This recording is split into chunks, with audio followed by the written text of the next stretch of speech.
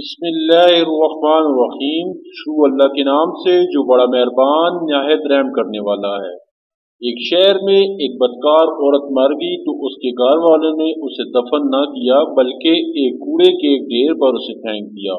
حضرت موسیٰ علیہ السلام جب کوئی طور پر اللہ تعالیٰ سے باتیں کرنے گئے تو اللہ تعالیٰ نے فرمایا، اے موسیٰ، باقی باتیں بعد میں ہوں گی، پہلے جاؤ، میری ایک کنیز کی لاش کوڑے پر پڑی ہے، اس سے غسل دلاؤ اور عزت کے ساتھ دفن کرو۔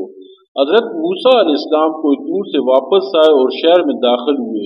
تلاش کرتے کرتے ایک جگہ دیکھا کہ کوڑے پر ایک لاش پڑی ہوئی ہے اور اس کے ارد گرد 4 کتے اس کی رکھوالی کر رہے ہیں تاکہ کوئی درندہ لاش کو پامال نہ کر سکے۔ حضرت موسیٰ علیہ السلام نے اس عورت کے گھر کا پتہ پوچھا اور ان سے کہا کہ لاش کو اٹھانے میں میری مدد کرو۔ عورت کے گھر والوں نے کہا، ہم اس لاش کے قریب بھی نہیں جائیں گے۔ یہ ایک بدکار عورت تھی جس نے اپنی ساری زندگی بدکاری میں گزار دی۔ پورے شہر میں کوئی بھی اس لاش کو اٹھانے کے لیے تیار نہ تھا۔ حضرت موسیٰ علیہ السلام اپنے بھائی حضرت ہارون علیہ السلام کے پاس گئے اور کہا کہ لاش اٹھانے میں میری مدد کرو۔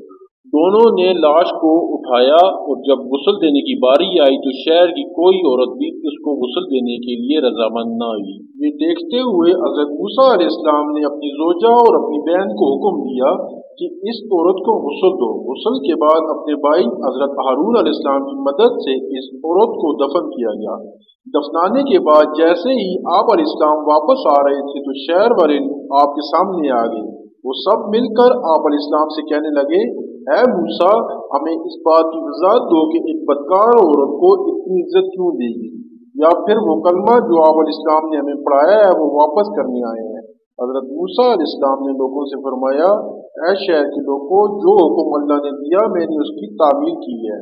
ہاں، اگلی بار جب میں کوئی دور پر جاؤں گا تو تم سب کو تمہارے سوال کا جواب مل جائے گا۔ یہ سن کر لوگ واپس چلے گئے۔ حضرت موسیٰ علیہ السلام کوئی دور پر گئے تو فرمایا، اے میرے پروردگار، اس شہر کے لوگ مجھ سے اس بات کی وضاحت مانگتے ہیں کہ ایک بدکار عورت کو اتنی عزت سے کیوں دفن کیا گیا۔ اللہ تعالیٰ نے فرمایا، اے موسیٰ، یہ عورت واقعی بدکار تھی اور اس کی ساری زندگی بدکاری میں گزرتی، مگر ایک دفعہ یہ ایسی جگہ سے گزر رہی تھی جہاں پر ایک کتا پیاس کی شدت سے مر رہا تھا۔